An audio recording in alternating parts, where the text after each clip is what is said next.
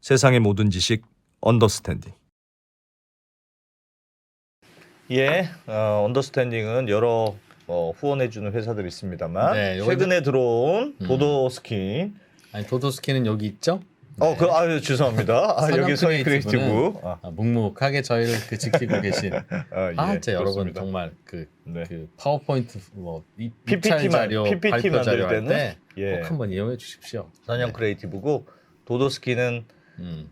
한국인은 못 삽니다. 도도한 화장품. 도도한 화장품. 네. 미국이나 외국에 계신 또 언더스탠딩 하도 글로벌에서 많이 보다 보니까. 네. 그러나 언더스탠딩의 광고를 시작하신 현명한 회사입니다. 잘 될 것 같습니다. 네, K 화장품을 판다고 합니다.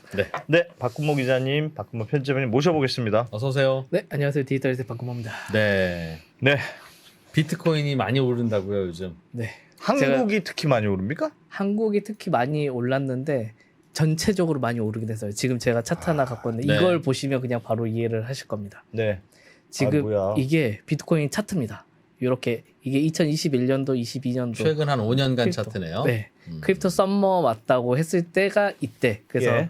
고점을 이렇게 찍었었죠. 그래서 원화로 한 8천만 원까지 찍었었던 시기였는데 지금 이게 오늘입니다. 한 5천만 원 가까이 되나 네, 봐요. 지금 원화로 딱 5천만 원 됐고 와. 그래서 2023년 올해 들어서는 연고점을 찍었습니다. 근데 밑에 거래량을 보니까 아직 거래량이 많지는 않네요. 옛날만큼. 맞습니다. 그 부분이 아직도 의심이 드는 거지. 옛날에 한번 당해봤거든. 지금 그래서 이 지표만 보고 사람들 중에서는 이제 분석하시는 분들이나 이런 분들 중에서는 이제 크립토 겨울이 끝나고 이제 썸머로 점점 접어들고 있다. 그래서 대세 상승기에 접어들려고 한다라고 판단하시는 분들도 많이 있긴 하거든요. 근데 저는 이제 방금 말씀해주신 거래량 부분이 아직은 좀 부족하다. 이 부분 때문에 좀 더 지켜볼 필요는 있다라고 말씀드리고 싶네요. 하여튼 알겠습니다. 그래서 이렇게 고점을 이렇게 찍을 동안 어마어마한 일들이 발생했죠. 제가 이 또 하나 차트를 갖고 왔는데 김치 프리미엄이라고, 이 김치 프리미엄이 뭔지는 다들 압니다. 아시죠? 국내께 더 비싸면 김치 프리미엄. 맞습니다. 같은 비트코인인데 한국에서 사면 한국에선 가격이 더 비싸. 맞습니다. 똑같은 빅맥이 같은 돈 나라 돈으로 환산했을 때 한국에서 더 비싸면 김치 프리미엄. 그렇습니다. 맞습니다. 네, 그런 지표인데 그래서 대표적으로 국내 거래소랑 바이낸스 가격차로 대표를 이렇게 차를 만들어서 김치 프리미엄 지표를 뽑아내거든요. 그래서 이 지금 위쪽에 있는 까만색은 비트코인 가격 차트의 흐름입니다. 그 아래쪽은 김치 프리미엄 지표를 나타내고 있거든요. 초록색이 나타나면 김치 프리미엄이 있는 거예요. 맞습니다. 초록색이 높이 올라갈수록 김치 프리미엄이 굉장히 심해진다는 의미거든요. 우리나라 사용자들이 괜히 더 비싸게 산다. 맞습니다. 이게 일례로 2021년도 조금 전에 제가 보여드렸던 크립토 썸머가 왔을 때 우리 이제 8천만 원까지 올랐을 때 그때 김치 프리미엄이 10%가 넘어갔어요. 이제 같은 물건인데 10% 더 비싸게 한국에서는 구입을 했어야 했던 시기가 있었죠. 그랬는데 그 이후로는 겨울이 오면서 쭉 낮아졌거든요. 근데 최근 들어서 다시 김치 프리미엄이 야금야금 오르기 시작했습니다. 별로 안 오른 것 같은데 지금 이 표로 이렇게 이게 연도로 딸려서 보면 이때 시기가 지금 오르려고 지금 꾸물꾸물 올라가고 있는 시기. 이게 지금 1차트인데 이거 시간 차트로 보면 좀 더 명확하게 보이는 게 있거든요. 요즘 들어서 정도로. 시간 단위로 한 번씩 굉장히 많이 튑니다. 그래서 김치 프리미엄이 이러면 결국 김치 프리미엄이 뻥 터지는 수가 있거든요. 그 말은 비트코인 사고 싶어하는 분들이 점점 많아지고 있다. 맞습니다. 국내에서 비트코인 사려는 사람, 한국에서 수요가 늘고 있다. 야, 저거 미국에서 직구하면 훨씬 싼 비트코인인데 똑같은 비트코인이야라고 하더라도 지금 매수 주문해서 넣어놓지 않으면 더 올라갈 것 같은 이 초조함 때문에 비싼 가격이라도 사는 거가 김치 프리미엄이잖아요. 맞습니다. 그만큼 한국의 코인 투자자들이 요즘 마음이 급해졌다. 그쵸. 오를까봐.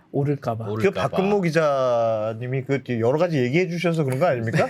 네, 이게 재밌는 게 이 김치 프리미엄 지표를 보시면 약간 우리나라의 특수성이 좀 나오긴 합니다. 그래서 이 지금 2021년도에 김치 프리미엄이 극단적으로 올랐을 때, 그러니까 국내에서는 수요가 어마어마하게 많이 발생했을 시기였거든요. 근데 글로벌 가격은 폭락했었습니다.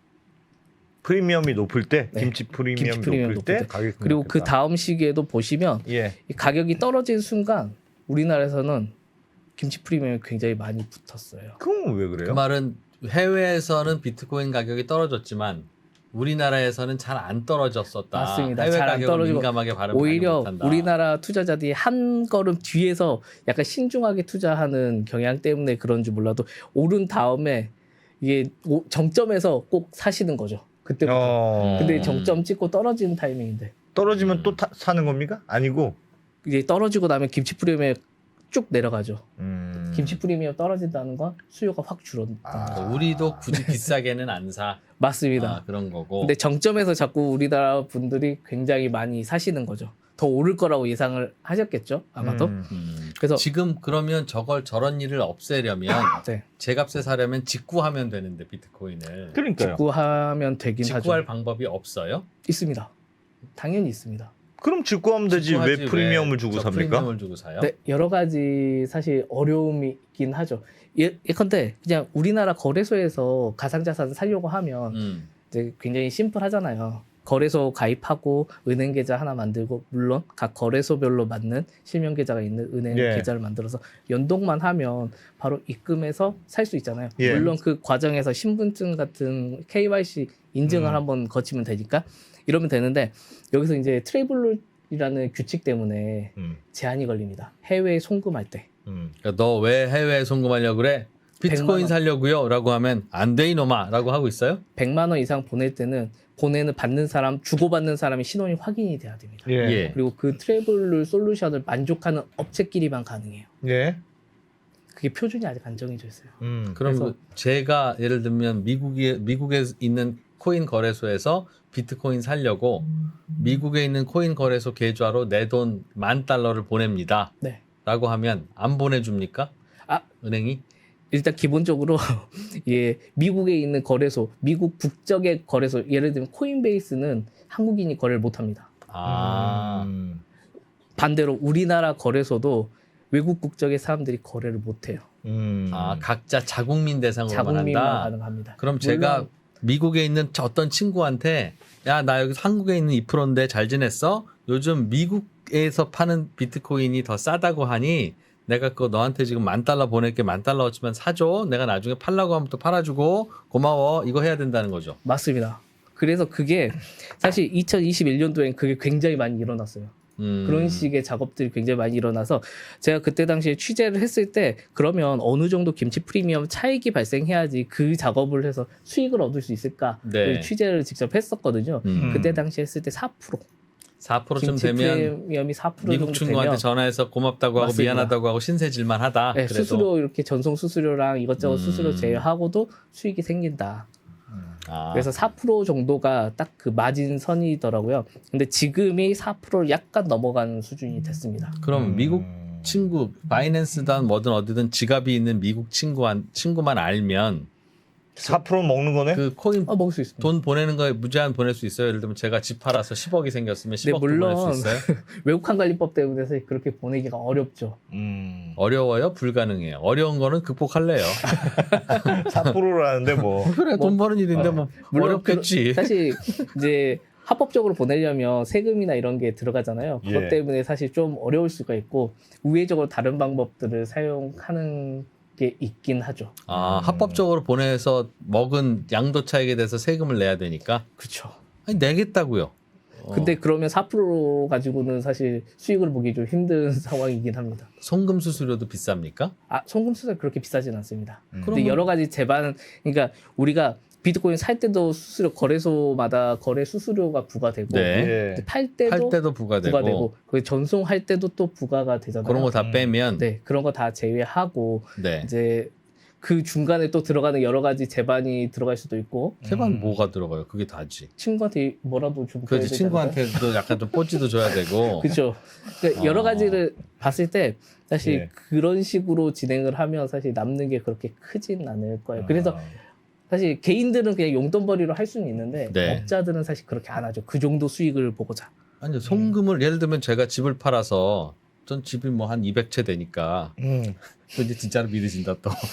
한 10채쯤 빨아서 한 100억 예. 만든 후에 예. 100억 가지고 왔다 갔다 하면 1%만 먹어도 1억이잖아요. 맞습니다, 맞습니다. 그러니 김치 프리미엄 4%인데 그 이것저것 뛰면 1%밖에 안 남아요 해도 아, 아니 많이 하룻밤 갔다 그래서 오면 그런 거 1억인데 국세청이 다 잡아내려고 합니다. 실제로 그래서 잡힌 사례도 굉장히 많아요. 아니 세금 다 내도 네. 왜 잡아요? 무슨 명분으로? 이게 애초에 뭐 사실 그 세금을 다 내고 그렇게 하는 경우를 보지는 못해가지고 사실 제가 말씀드리기 힘든데 세금 내고 다 하면 뭐 괜찮을 아니, 것 같다는 생각이 드는데 결국 먹어야 양도세를 내는 거 아닙니까? 맞아요. 비트코인 양도세 내라는 거죠? 일단은 이 법정화폐를 해외 송금할 때 그 일정 수준 이상 보내면 외국환 관리법 때문에 걸릴 겁니다. 보내지지가 않을 거예요. 아 보내지지 네, 않는다. 보내지지가 않을 거예요. 아이 그리고 그럼 그냥 못 보내는 거지. 그리고 4%는 정기예금 넣어도 돼요. 굳이 아니죠. 뭐 복잡하게. 그 이러니까 안프로가 돈을 못 버는 겁니다. 정기예금 지금 요즘 4%입니다. 그 정기예금 4%는 1년에 4%고 그렇죠. 비트코인 4%는 지금 4%의 갭이 있으니 4%를 왔다 갔다만 하면 당장 먹을 수 있으니까 하루에 그렇지. 4%입니다. 아, 그렇지. 하루에 4%면 365일이면 그렇지. 아 그러네. 네, 4%도 굉장히 큰 거죠. 제가 저희가 요즘 그 진행자 사실 구하고 있습니다. 조금만 참으세요. 그래서 2021년도에 10% 가까이 됐을 때는 진짜 그래서 예. 이게 대학생들도 그 작업을 굉장히 많이 했거든요. 네. 그 차익을 보겠다고.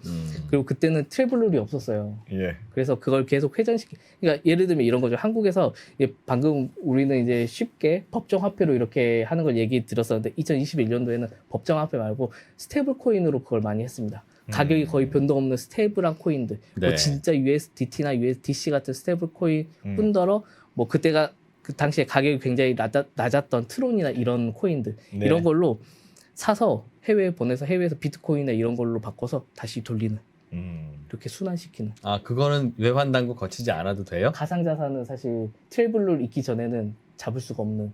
근데 룰이 생겼다면서요? 지금 생겼죠. 지금은 생겨가지고 그걸 신고를 해야지만 가능한데 아, 지금은 그때는 못한다. 그랬었다. 근데 지금도 사실 가능은 하죠. 하려고 하면. 그래서 실제로 뭐 법적으로 이제 안 걸리면 사실 된다라고 생각하시는 분들 종종 있더라고요. 그래서 그런 문제가 이제 생기긴 알겠습니다. 하는데. 네. 근데 그러면 하나는 더 프리미엄이 어쨌든 한 4% 가까이 지금 생겼어요. 네. 그거는 그냥 국내 한국 사람들이 프리미엄을 비트코인을 더 많이 사서 그렇다? 그게 이유입니까? 사실 그런 것도 있는데 이게 약간 좀 여러 가지 원인들이 좀 존재하기는 한 것 같아요. 예. 이게 한국 프리미엄, 김치 프리미엄이 생기는 이유 자체가 방금 말씀드렸던 사실 원인은 가장 중요한 건 이게 밸런스가 맞아져야 되잖아요. 해외 가격이랑 한국 가격이랑 예. 결국 맞춰지는 게 맞는데 이게 트래블룰이나 국내 규제가 굉장히 심한 편이거든요. 그러다 보니까 회전이 빨리 이루어지지가 않습니다. 직구가 힘들다. 직구가, 이른바. 직구가 힘들고 또 하나는 재밌는 게 있는데 한국은 비트코인보다는 알트코인 위주로 돌아가요. 아, 그러니까 비트코인, 잡코인 이른바. 그래서 잡코인이 훨씬 더. 그래서 제가 하나 갖고 왔는데 이 차트가 이제 금융위원회 FIU에서 나온 자료거든요. 이번에 나온 실태조사 자료인데 글로벌에서 거래되는 종목들의 비중입니다. 그래서 비트코인이 절반 정도 차지하죠. 예. 그 다음에 이더리움이 20% 정도 이런 순서인데 우리나라 이제 원화마켓 있는 5개 거래소 같은 경우에는 비트코인이 26%. 전 세계 대비해서 절반밖에 안 되죠. 예. 그다음에 리플, 이더리움 순인데 이게 심각한 건 이쪽이죠. 코인마켓 거래소들. 네, 우리나라에서 5개 거래소 제외한 16개 거래소. 16개 거래소는 코인마켓 거래소인데 네. 이 거래소에서는 비트코인이 없습니다. 아. 다 이런 알트코인들. 알트코인만 주로 네, 알트코인만 거래한다? 거래가 이루어지고 있죠. 보통 단독 상장 코인이라고 우리가 많이 부르는데 이 거래소에서만 거래가 가능한 코인들이 네. 주로 거래가 이루어지는 거죠. 그래서 우리나라는 비트코인이 해외에서 굉장히 많이 올라도 그러니까 앞서 제가 차트 하나 보여드렸잖아요. 그 차트 보면 이게 가격이 약간 후행적으로 반응하는 네. 우리나라 가격 같은 게 후행적으로 반응하는 모습을 보입니다. 비트코인 지금 비트코인 김치 프리미엄이기 때문에 약간 그런 특수성이 발생하는 걸로 보시면 될 것 같아요. 그러니까 알트코인은 약간 상황이 다르긴 하죠. 그래서 제가 이것도 하나 준비를 해왔는데 그러면 비트코인 말고 다른 알트코인들은 김치 프리미엄에 어떻게 발생하고 있냐 했더니 이런 식으로 3%에서 4%대 정도로 지금 발생하고 있습니다. 몇몇 코인들은 훨씬 심한 것도 많아요. 예를 들면 제가 차트 하나를 갖고 온 게 있는데 요 차트입니다. 와, 뭡니까 이건? 요게 가스라고 하는 코인이에요. 이름이 가스예요? 네, 이름이 가스예요. 예. 이름이 되게 특이하죠. 가스라는 코인인데 이 가스는 네오라는 블록체인이 있습니다. 코인이 있어요. 예. 이 코인이랑 짝을 이루는 코인이에요.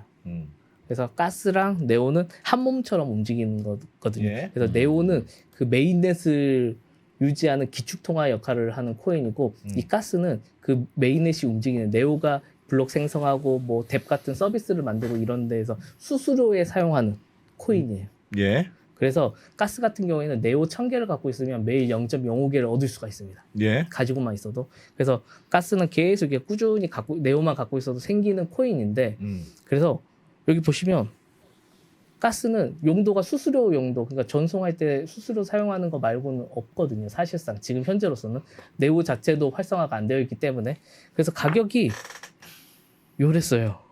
네. 그냥 항상 일정했죠. 예. 근데 갑자기 이렇게 올랐습니다. 와, 저 얼마 한 약 10배 뛴 것 900배 같은데? 정도 올랐거든요. 900배요? 네. 와.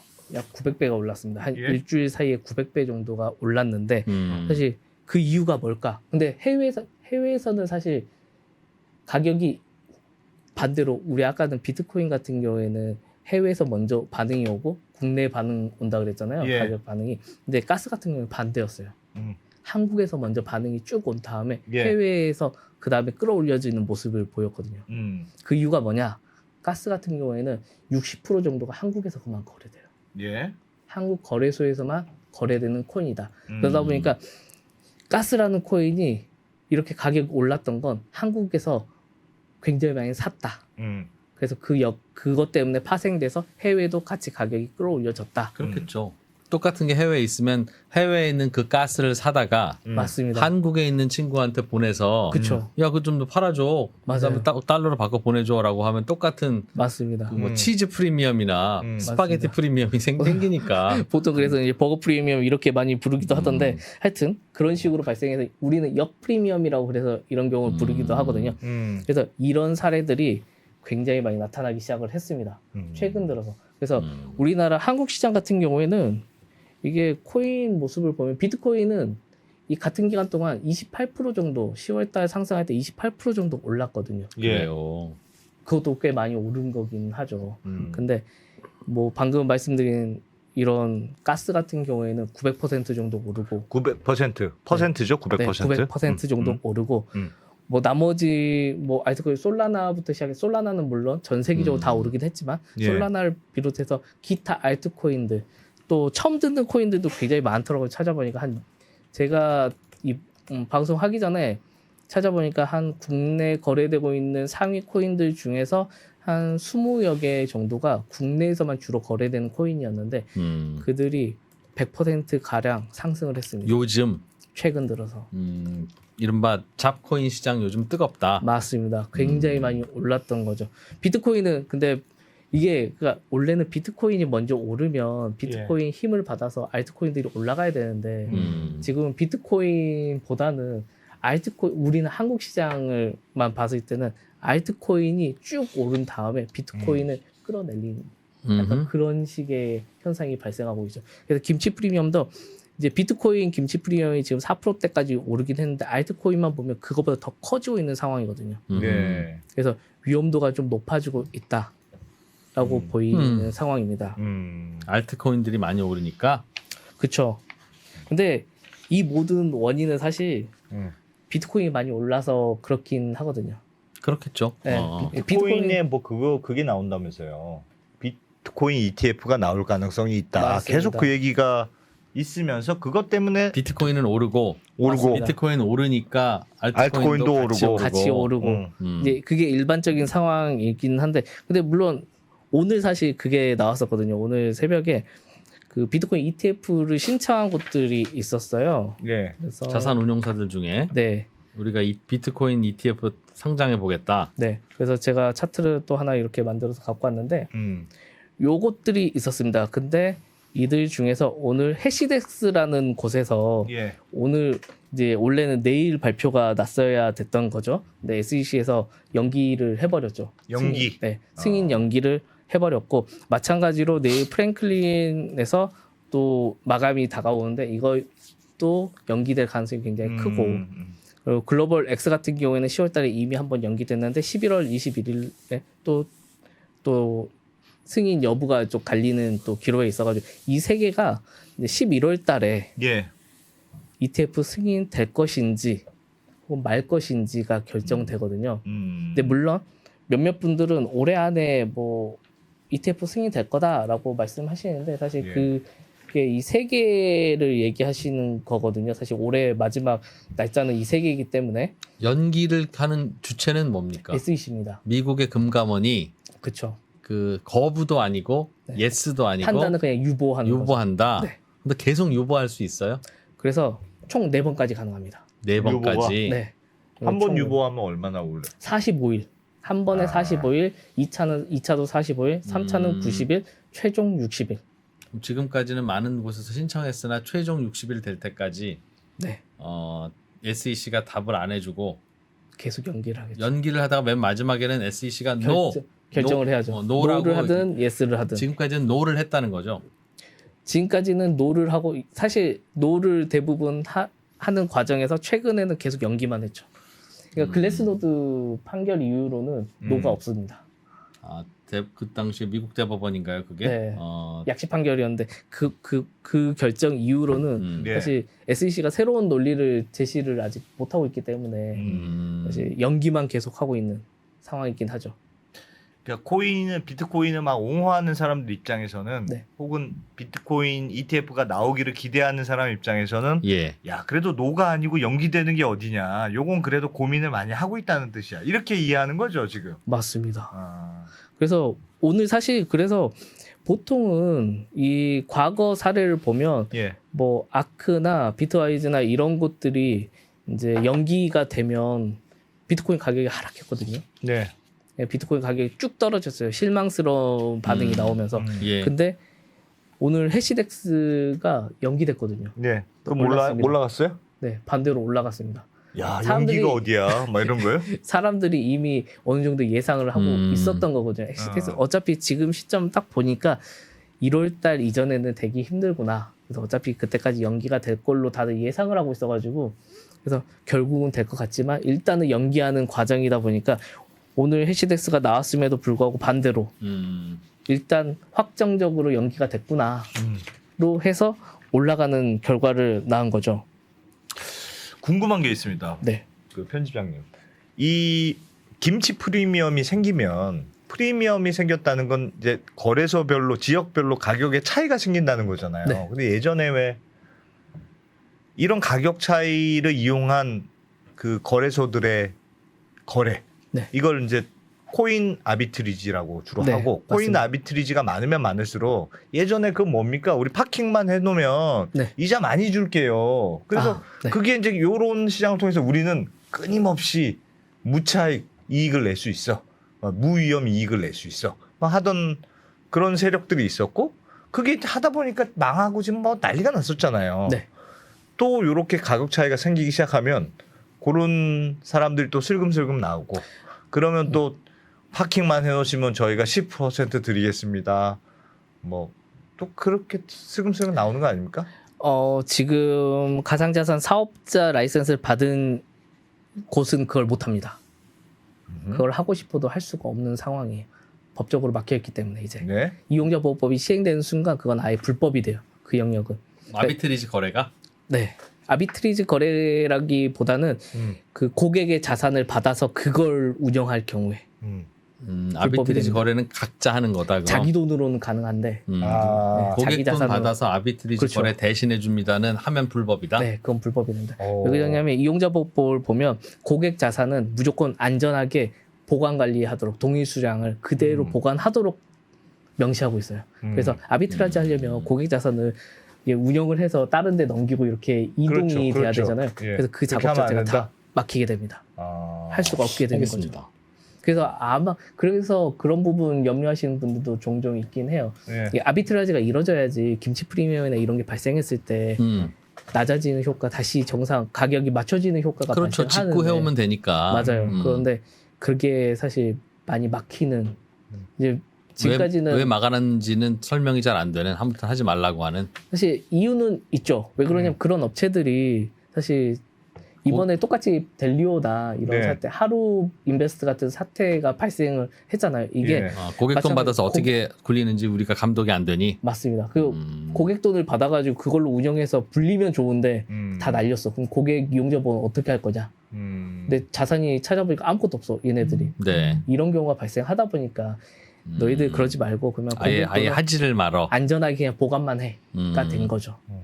그러다 보니까 이제 김치 프리미엄이 그래서 이용자보호법 시행 이후에는 더 심해질 수 있다. 단 그런 건 있습니다. 비트코인 같은 경우에는 국내에서도 이제 거래량 자체가 가격이 워낙 비싸다 보니까 거래량이 꽤 많이 나오지만 덩어리로 보면 그렇게 크진 않아요. 네. 실제로. 대신 이제 알트코인들은 가격이 낮잖아요. 그러다 보니까 세력들이 장난질하기 너무 좋아합니다. 그러니까 일례로 아까 방금 제가 말씀드린 가스 같은 경우가 대표적인 그런 대상이 됐던 건데 가스가 이 차트를 보시면 이때까지만 해도 이때가 한 3,000원 정도 됐을 때였거든요. 예. 계속 한 3,000원대에서 왔다 갔다 많이 돼야 뭐 5,000원 안팎 갔다가 이 정도였는데 이때 당시에 이 발행량이랑 계산을 해보면 시총이 한 400억 정도 네. 밖에 안 됐어요. 그래서 장난질하기가 너무 좋은 코인이었던 거죠. 근데 지금은 지금 여기까지 올랐잖아요. 네. 지금 14,000원까지 올랐거든요. 보통 예, 3만 원까지 찍었다가 지금 떨어진 건데 예. 그 정도까지 오르니까 고점에서 계산을 해보니까 3조가 넘어가더라고요. 시총 자체가. 그 코인의 시총이 예. 네, 예. 어마어마하게 사이즈가 커져버렸죠. 이 순간에는 이제 세력들이 장난질을 더 이상 안 하죠. 사이즈가 너무 커져서. 장난하기 어려워진 상황이 그렇죠. 됐다. 그때부터 이제 열주 사기가 너무 어렵다. 올라서. 그렇죠. 그때는 이제 버리고 다른 코인으로 가는 거죠. 그래서 가상자산 시장에서는 가상자산 업계에 있으신 분들은 그런 얘기 많이 해요. 지금 시장이 알트코인 순환 펌핑 장이다. 라고 많이 얘기를 요즘. 하죠. 네. 그래서 가만히 지켜보시면 뭐 업비트, 빗썸, 뭐 코이너, 코빅, 고팍스 사실 고팍스는 거래량이 너무 안 나오니까 뭐 차치하고 네. 빗썸이랑 업비트만 보면 이제 업비트는 거래량 자체가 애초에 많은 곳이고 빗썸은 이제 수수료 무료를 지금 내세우고 있다 보니까 거래량이 어느 정도 유지가 되고 있거든요. 그러다 보니 그 두 곳을 그냥 간단하게 보면 이제 한 번씩 다양한 코인들을 지켜보고 있으면 네. 보일 겁니다. 순환적으로 특정 코인들, 특히 지금 제가 말씀드린 알트코인들, 시총이 상대적으로 적었던 알트코인들, 혹은 단독 상장 코인들, 그 해당 거래소에만 상장되어 있는 코인들, 네, 네. 이런 코인들, 특히 또 이제 김치 코인들, 한국산 코인들, 이런 코인들 같은 경우에는 한 번씩 한 일주일 간격으로 가격이 오르락 내리락 굉장히 급등락을 많이 펼치죠. 이게 세력들이 그렇게 장난질하는 게 너무 좋은 시장이 돼버리다 보니까 뭐가 오를지 모르는데 네, 뭐가 올라갔다 내려옵니까? 아니면 올라갔다 계속 당연히 내려옵니다. 그럼 세력들이 그 사이 차익을 먹느라고 장난치고 있는 것 같다. 맞습니다. 그렇게 의심들을 많이 하죠. 근데 이 부분은 사실 이제 내부 데이터를 직접 다 까보시거나 이래야지 나오는 거라. 물론 호가창을 보면 사실 그런 게 사실 보일 때가 있죠. 세력들이 네, 네. 자전거래를 이렇게 하는 게 보이니까. 네, 그런 게 있을 수도 있지만 이제 추정으로 그 세력들이 그렇게 장난질하기 너무 좋은 너무 좋다. 네, 알트코인들이 그렇게 돌아가면서 지금 계속 장난질을 열심히 하고 있다라는 게 있습니다. 아니 근데 왜 장난질이라고 확신하십니까?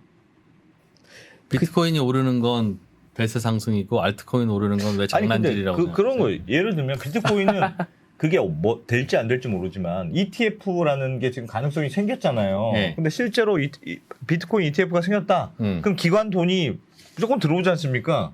뭐 그럴 가능성이 높다고 보는 그럴 거죠. 가능성이 높다고 보는 거잖아요. 그래서 그러면 나는 ETF가 될 가능성이 높은 것 같아. 그런 사람들이 이제 비트코인은 베팅을 할 수는 있다고 생각해. 수요 기반이 넓어지는 예. 효과로. 근데 예. 알트코인은 달라진 게 없지 않습니까? 그거 참 세상 모르는 얘기 하시네. 예? 알트코인도 그래서 나오는 게 최근에 어제 뉴스에서 예. 갑자기 이슈가 되면서 가격이 굉장히 크게 왔다 갔다 한 게 있었는데 리플이었거든요. 예. 예. 리플도 무슨 ETF가 나옵니까? 맞습니다. 아, 맞습니까? 이게 맞다고 말하는 게 좀 어려운 게 블랙록에서 예. 리플 ETF를 지금 만들려고 준비하고 있다. 법인 등록을 했다. 그래요? 라는 게 뉴스에 나왔습니다. 예. 그래서 그것 때문에 리플 가격이 굉장히 많이 흔들거렸죠. 그래서 리플 가격이 엄청 흔들거리면서 논란이 많이 됐었는데 예. 그래서 그걸 확인을 해봤죠. 예. 블룸버그에서 그래서 확인해서 기사를 썼는데 기사 내용을 봤더니 그건 전부 다 가짜 뉴스더라.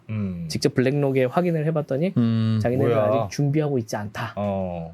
그럼 아니네요. 네, 아니죠. 근데 그런 식으로 이제 이슈가 되게 많이 되는 게 블랙록이 이더리움 ETF도 지금 신청을 해놨거든요. 네. 그건 사실이에요? 네, 그건 사실입니다. 그러니까 비트코인 다음에 이더리움을 신청을 해놨기 때문에 사람들은 또 그걸 예상을 한 거죠. 이더리움까지 했으면 그다음은 리플도 알트코인도 하고 순차적으로 할 수밖에 없겠구나. 리플도 하고 뭐도 하고 도지코인도 그쵸. 하고 뭐 할 수 있지 않겠느냐? 도지코인 좀 힘들 것 같다는 생각이 드는데 도지는 왜요? 도지는 사실 저는 뭐 도지코인 그 처음 전에도 말씀드린 도지는 그야말로 그 블록체인 이념을 딱 맞춰서 재미를 위해서 그 용도 자체가 밈코인으로 탄생을 해서 탈중앙화된 진짜 철저하게 탈중앙화된 형태로 만들어져가지고 블록체인 프로젝트로는 굉장히 재밌는 컨셉인데 뭐 사용성 측면이나 이런 건 아직은 사실 별다르게 나올 게 없어서 물론 일론 머스크가 뭐 도지코인 테슬라 사는데 사용할 수 있게 결제에 붙이겠다 뭐 이런 식으로 얘기도 하는데 뭐 막상 돼야지 하는 거고 용도가 없을 것이다. 아직은 그렇죠. 도지 자체는 그리고 사실 밈코인 자체가 우리가 이제 밈코인이라고 지칭하는 이런 도지코인부터 시작해서 시바이누 뭐 여러 가지 코인들이 있잖아요. 뭐 페페, 레어페페 뭐 이런 코인들이 있는데 이런 밈코인들은 사실 사용성이나 용도보다는 진짜 재미 용도로 그냥 장난치려고 사실 나온 게 커서 밈코인도 송금하는 데는 지장이 없잖아요. 상관없습니다. 밈코인 A를 가지고 송금할 수 있죠. 가능합니다. 그럼 비트코인이 밈코인보다 더 다른 용도를 지닐 수 있는 건 뭐가 있습니까? 본질적으로 같은데 사실 비트코인은 이게 비싸다.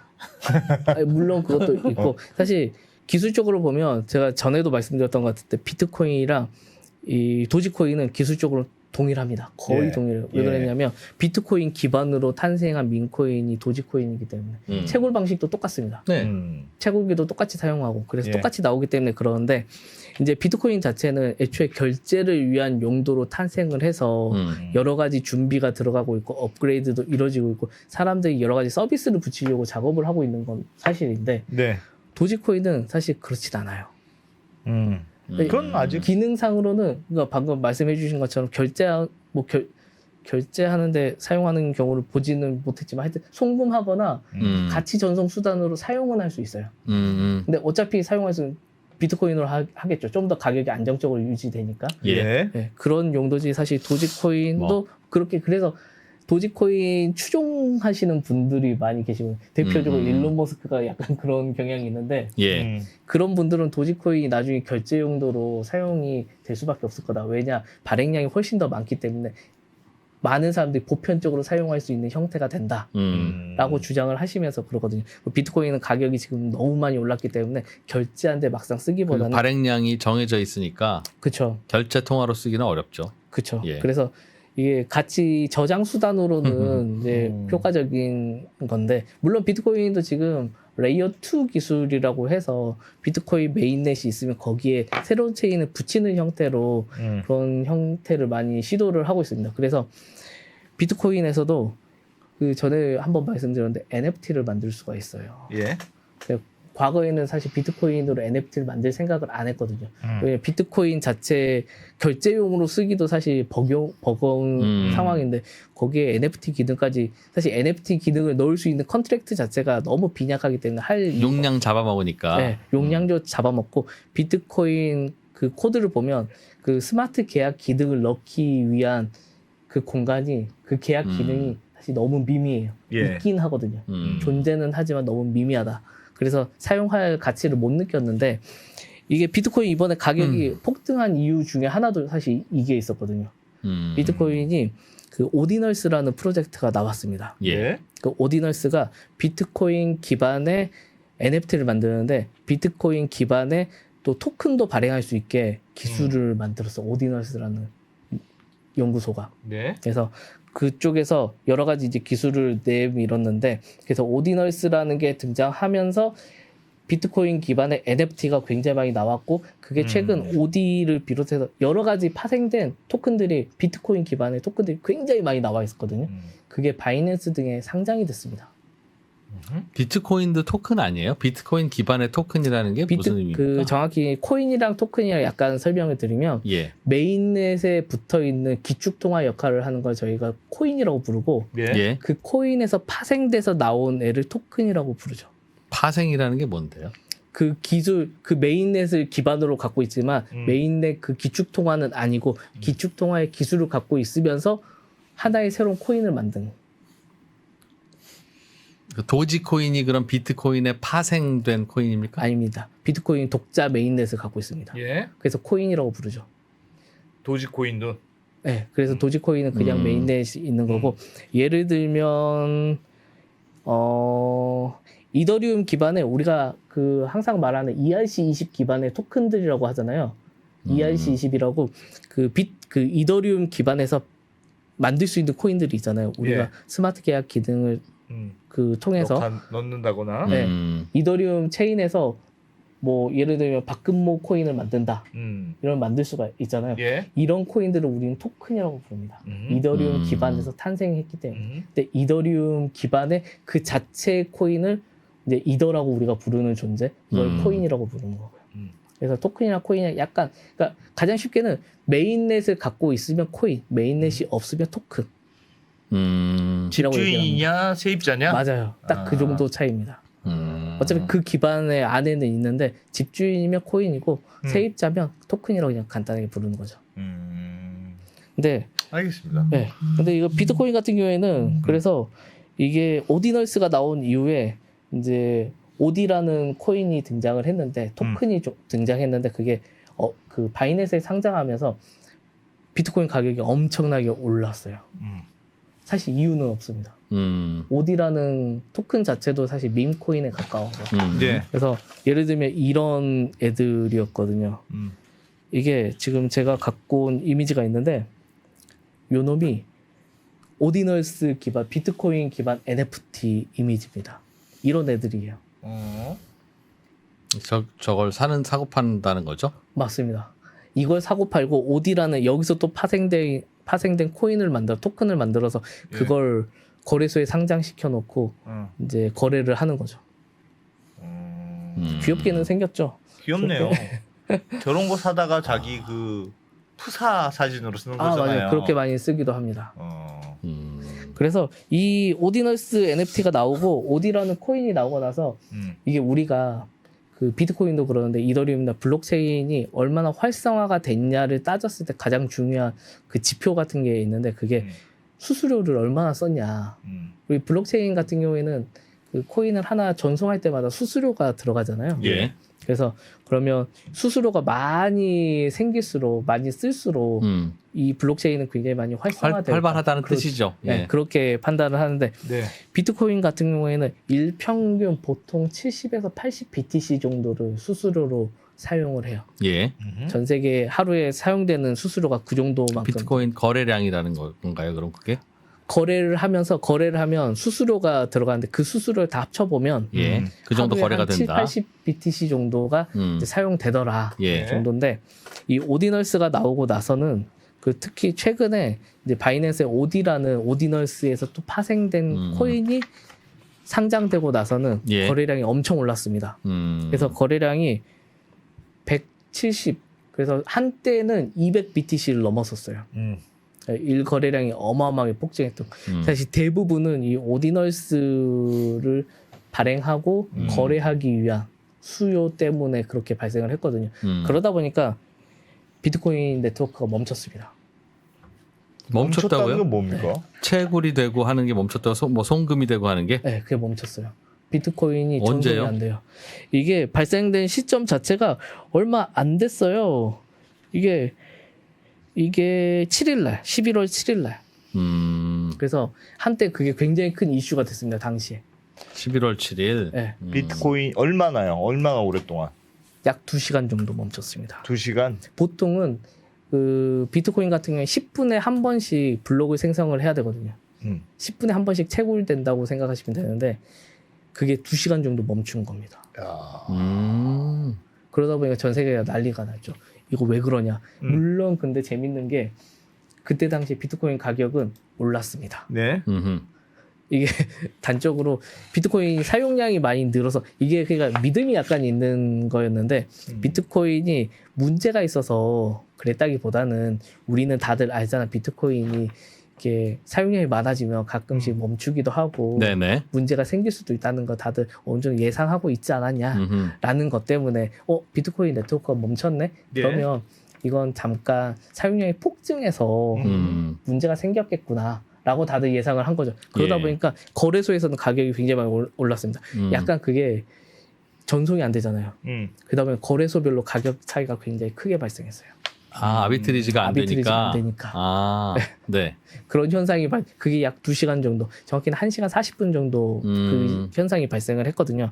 그래서 전 세계적으로 거래소들의 비트코인 가격들이 오르락 내리락하는 현황이 이제 나타난 것이었죠. 이게 비트코인 채굴하려면 이게 난이도가 굉장히 높기 때문에 제가 취재를 해보니까 알게 모르게 종종 그런 일이 발생했었다고 하더라고요.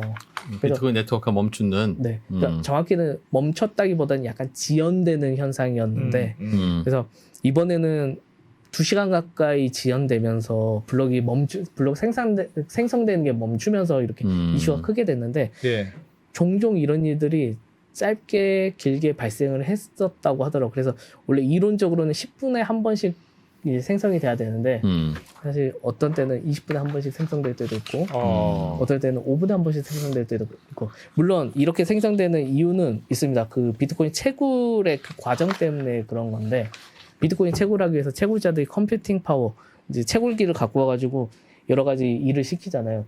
그 일 중에 하나가 숫자를 계산하는 해답을 맞추는 일인데 그걸 하기 위해서 기본적인 이제 난이도가 있습니다. 무조건 이만큼은 계산을 너희들이 해야 돼. 그래야지 정답을 알 수 있는 힌트를 줄 수 있어. 라고 하는 게 있는데 그게 비트 값이라고 저희가 부르거든요. 그래서 그 난이도가 지금 제가 바로 들어오기 전에 조사를 했는데 비트코인 지금 채굴 기본 난이도가 6,246조 번입니다. 거기서 그 비트 값이라 그래가지고 이제 여러 번 연산해야 되는 횟수가 있는데 그게 2의 32승이에요. 그래서 그 두 개가 곱해져서 265경을 계산을 해야지만 자격이 생겨요. 블록을 생성할 수 있는 자격이 생겨요.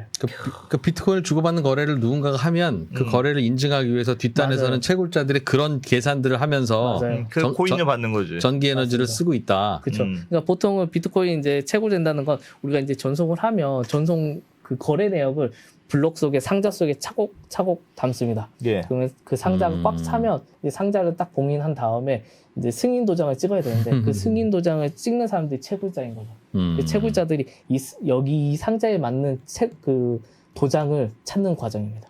그게 지금 최근에는 265경번을 찍어봐야지 도장을 돌아가면서 찍어봐야지 맞출 수 있다. 와. 그래서 그러다 보니까 이 어마어마한 숫자잖아요. 그래서 일반 컴퓨터로는 수십 년 하나 만드는데 수십 년이 걸리는 수치이다 보니까 이제 전용 채굴기를 쓰는 이유도 있는 건데 그러다 보니까 이게 265경번을 하다 보면 사실 빨리 찍을 때도 있고 좀 느리게 찍을 때도 있고 그러는 거 아니야. 이게 아무래도 랜덤하게 정해진 거다 보니까 그러다 보니까 약간의 지연 현상이 발생하는 거다. 물론 이번처럼 2시간 가까이 지연되는 건 사실 약간 비트코인 네트워크에 좀 한계를 보여주는 지점이어가지고 약간 그런 식으로 얘기하시는 분들도 있더라고요. 이게 비트코인 기반 토큰들이 등장하고 뭐 비트코인 기반의 NFT가 등장해가지고 좀 거래가 활성화됐다고 이 비트코인 너희들은 결제를 위해서 나왔다며. 근데 이 정도 가지고 지금 문제가 되겠어? 생기면 그게 말이 돼? 라고 주장하시는 분도 있더라고요. 그래서 그렇겠네요.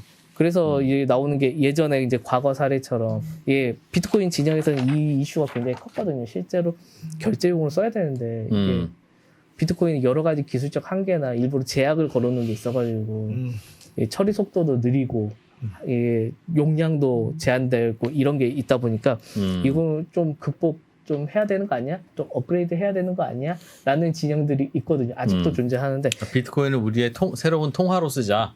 돈으로 쓰자는 진영이 있고 그렇게 쓰려면 좀 더 기능을 많이 개선해야 된다. 근데 이 비트코인 순혈주의자들은 아니다. 비트코인은 지금 이 모습 그대로가 그냥 차중화된 이 모습 그대로가 본질이다. 반체제가 좋아. 우리는 금으로나 쓰자. 디지털 맞습니다. 금으로만. 그래서 반체제가 좋아. 그래서 예전에 이제 뭐 여담이지만 이제 비트코인 캐시라는 존재가 있는데 그게 마찬가지로 방금 말씀드린 논쟁 때문에 탄생한 애들이 우리는 그럼 나가서 비트코인을 통화로 써볼래, 돈으로 써볼래. 맞습니다. 그래서 비트코인보다 블록 생성 속도도 더 빠르고 처리량도 훨씬 많고 여러 가지 이점들이 존재했죠. 캐시가? 물론 비트코인 캐시라는 존재. 비트코인 캐시라는 별도의 코인이. 별도의 코인들이 돌아가고 있습니다. 물론 비트코인 캐시 말고도 굉장히 많이 파생된 코인들이 존재는 하지만 그래서 그런 시도들이 많이 존재했다. 이번에도 마찬가지로 그런 이야기가 나오고 있다. 그래서 비트코인에 대한 업그레이드 논란도 굉장히 많이 커지고 있다. 그래서 뭐 요즘엔 그래서 이제 전반적인 여론 자체는 그래도 어느 정도 개선을 해야 되는 거 아니야? 라는 게 좀 더 많아지고 있는 것 같긴 하더라고요. 그래서 비트코인 진영에서도 그런 좀 개선을 하려고 여러 가지 지금 노력을 하고 있는 상황이긴 합니다. 비트코인이 앞으로 뭐 더 오르냐 안 오르냐가 관심이라면 저는 비트코인 ETF가 미국에서 승인을 받냐 안 받냐 그게 나름 꽤 큰 재료 같은데. 그렇죠. 그거는 어떻게 될지는 모릅니다만 근데 캐나다나 유럽에는 이미 똑같은 비트코인 현물 ETF가 있다면서요. 그렇죠. 그런데 왜 그거는 안 샀어요? 지금 비트코인 ETF 상장만 돼봐. 우리는 거기에 투자할 거야. 라는 기관들이 왜 그거는 안 샀냐는 거죠. 투자할 니즈가 있었는데 캐나다 증시에 상장된 비트코인 ETF를 그럼 사면 되는데 왜 안 샀어요? 시장 자체의 차이라고 말씀들을 많이 하시더라고요. 그러니까 저도 사실 그 부분 조사하다가 캐나다에도 있고 유럽에도 있고 이미 있었는데 근데 그 사이즈가 굉장히 작습니다. 거래량이 애초에 상품 규모 자체가 굉장히 조그매요. 근데 그거 사면 살수록 커지는 거잖아요. 사면 ETF는 커지는데 내가 사면 커지는 거니까 사면 되잖아요. 다들 안 사는 거죠. 블랙록이 나오면 사겠다. 그러니까 이게 약간의 그 발행 펀드 운영사의 그런 신뢰도 약간 들어간 모습이 있더라고요. 아크 인베스트가 하면 그거 사야지 우리가 처음 듣는 그런 곳을 내가 살까?라는 시각이 ETF 운용사에 네. 아니 코스피 지수 따라가는 ETF는 따라가면 되지. 그게 맞습니다. 그게 뭐 한투에서 하는 거든 미래에서 하는 거든 약간 그런 것 때문에 그래서 그래서 저도 취재를 많이 해봤거든요. 왜 블랙록이 나오면 그걸 사려고 기다리고 있나? 아니, 그런 식으로 질문 많이 해요. 이미 다른 데 나와 있다며 다른 데 나와 있으면 그거 사면 되지. 왜 그건 안 사고? 근데 내가 샀다가 남들이 안 사면 나는 또 손해 보는 거니까. 블랙록이잖아요. 블랙록. 제가 여쭙는 건 비트코인 ETF가 상장이 되면 안 그래도 우리 포트폴리오나 우리 투자 전략에 담고 싶었는데 그동안 없어서 못 담은 거니까 담을 거야 라는 수요가 있는지 비트코인 ETF 하면 또 이거 가지고 한바탕 우리 치고받고 하는 거니까 그 게임 한번 해보자 라는 수요인지는 물론 이런 수요가 있을 때도 오를 수 있죠. 그러나 그 기관들이 어떤 수요인지를 알아야 그게 상장에 성공하면 어떤 움직임을 보일 것이다를 예측할 수 있는데 한 게임 버려봐야지 뭐 원래 인생 그런 거 아니겠어? 라고 한다면 그러면 이제 그래도 남들이 좀 많이 사고 좀 미국 시장처럼 되고 뭐 그래야 좀 뜨지 뭐 저 캐나다에 있는 거 가지고 작전 들어갔다가 거래량 이거밖에 안 되는데 우리 망하지 않겠어? 라는 거라면 이해가 되는데 그런 거라면 과거나 지금이나 앞으로나 그런 수요들만 존재한다는 거지 우리는 포트폴리오에 비트코인을 좀 담고 싶어 하는 수요는 아예 없지 않았는 거냐. 우리는 앞으로 비트코인 ETF가 상장이 되면 포트폴리오에 비트코인을 담고 싶어 하는 많은 펀드들이 혹은 투자자들이 들어와서 담을 테니 그걸로 인해서 수급 때문에 올라갈 거다라고 가정을 하고 있는데 그런 거라면 이미 캐나다 거나 유럽 거라도 샀어야 되지. 그게 아니라 거래량 부족하고 뭐 그런 거라면 그냥 다른 게임 하려고 기다리고 있는 거니까 뭐 그것도 나름의 한 판에 뭔가가 될 그쵸. 수는 있겠으나 ETF가 상장된다고 해서 기관 투자자들이 드디어 몰려와서 뭘 산다는 가정은 좀 이상하지 않냐 하는 네, 질문입니다. 그렇긴 한데 그래서 이미 미국에서는 그래서 수요 조사가 이루어지고 있더라고요. 그래서 블랙록 같은 경우에는 이미 많은 부분 기관 자금들 수요 조사를 맞춰서 이게 사이즈를 이미 계산을 많이 했더라고요. 그래서 예. 우리는 그래서 블랙록이 지금 여러 가지 피델리티도 마찬가지로 이미 현물을 지금 사고 있다는 이야기도 굉장히 많이 나옵니다. 현물을 마련해서. 아 처음에 거래 시작하면 바로 선물 사야 되는데 네, 그렇죠. 아 대충 사겠다는 기관들이 미리 잡아놓은 그쵸. 가 큰 많으니까 맞아요. 미리 이게 잡아놓은 게 사놓는다. 미리 많다 보니까 그러니까 우리는 딱 하기만 하면 우리한테 산다는 사람이 굉장히 많기 때문에 준비를 지금 하고 있는 거고, 근데 이제 상대적으로 캐나다나 유럽에 있는 곳들은 사실 그런 수요 자체가 사실 많이 부족했던 것도 사실이었고, 그래서 네, 그런 문제가 좀 복합적으로 작용을 했더라고요. 뭐 근데 이 금융 쪽 하시는 분들은 아무래도 이 미국 쪽 시장에서 그렇습니다. 나온 게 블랙록이 하면 단타 게임이 좀 판이 커지겠지란 훨씬 뜻이네요. 그쵸. 결국 저의 훨씬- 질문에서는 훨씬 이 게임이 커질 수, 예. 커지겠지. 훨씬 어. 커질 수밖에 없다. 라는 블랙록이 게 작전한다는 종목이라면 들어가 보자. 아, 그쵸. 어. 사실 그 믿음은 굉장히 큰 것 같습니다. 블랙록이 작전하면 괜찮은 거고. 어? 블랙록이 하면 최소한 이라는 생각을 좀 더 많이 갖고 있는 것 같긴 하더라고요. 물론 그것 때문에 이제 1월 달에 이제 아크인베스트의 이제 최종 마감 시한이 다가오거든요. 네. 아크인베스트 같은 경우에는 1월, 지금 다시 한번 이걸 보시면 1월 10일입니다. 예. 그래서 이 차트가 굉장히 중요한데, 그래서 1월 10일이 아크인베스트의 마감 시한이에요. 그래서 아크인베스트 같은 경우에는 1월 10일까지는 최소한 답을 SEC가 줘야 된다. 답을 무조건 해야 돼요. 저게 예스나 제일 노냐. 빠르다는 거죠. 네, 대법원 맞습니다. 판결 나온 후에 초초로 돌아오는 마감 시한이니까. 맞습니다. 그래서 이게 제일 빠르기 때문에, 그래서 다들 예상하는 게 이 블룸버그나 이런 데서도 지금 그 ETF 승인 그 여부 가능성을 퍼센트로 이렇게 계속 가능성을 보여주고 있는데, 1월 달 안에 될 확률 90%라고 얘기하는 게 사실 여기 있어요. 저 때까지는 노 하려면 노 하는 새로운 근거를 말해야 되는 거죠. 맞습니다. 이때 노 하면서 우리는 이런 것 때문에 안 돼. 안 해줄 수밖에 없어라고 얘기를 해야 되거든요. 근데 그 논리가 아직은 안 만들어졌으니까 계속 연기하는 거 아니냐. 맞습니다. 그렇게 예상을 다들 하는 거죠. 그러나 그 논리를 끝까지 지금 찾고 있는 건 맞다. 안 그러면 그냥 승인하고 끝냈을 텐데. 맞습니다. 그래서 SEC 같은 경우에는 사실 이걸 빨리 승인해줄 이유가 없는 상태이긴 해서, 이게 특히 이번에 뭐 비트코인 같은 경우도 방금 조금 전에 제가 말씀드렸던 것처럼 2시간 정도 지연이 돼서 전 세계 거래소에서 송금이 멈췄어. 그러다 보니 거래소별로 가격이 지 멋대로 움직였어. 이러면 사실 SEC나 이런 감독기관 입장에서는 좋은 명분이 될 수 있다. 네, 그렇죠. 이게 비트코인 안전하다며 현물이랑 선물이랑 가격이 똑같이 일치하면서 움직인다며 시세가. 네. 근데 문제가 생겼더니 갑자기 거래소별로 가격이 멋대로 움직이네? 이라는 논리가 될 수가 있는 거죠. 하나의 근거가 될 수 있기 때문에, 이런 것 때문에 사실 그래서 비트코인이 멈췄거나, 혹은 뭐 아까 말씀드린 블랙록의 그 리플 ETF 같은 경우에도 가짜 뉴스 한 번 나오니까 리플 가격이 어마어마하게 흔들리네?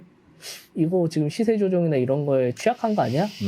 라는 이야기가 계속 나오는 거죠. 그래서 비트코인이랑 방금 말씀드린 그 블랙록의 가짜 뉴스 소동, 예, 이런 알겠습니다. 건 SEC 입장에서는 굉장히 거절하기 위한. 알겠습니다. 짧게 하나만 더. 알겠습니다. 그 1월 10일 날 SEC가 노 했어요. 네. 이유는 이런 거다 이놈들아 라고 밝혔어요. 근데 그 이유가 타당한지 안 타당한지는 또 따져야 되잖아요. 아, 그렇죠. 그럼 또 소송이 또 이어지는 겁니까? 노라고 해도? 네. 소송을 하겠죠. 당연히.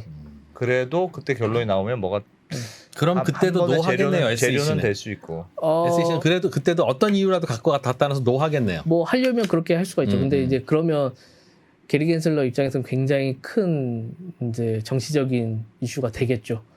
명분이 사실 부족한 상황에서 계속 노를 했기 때문에. 알겠습니다.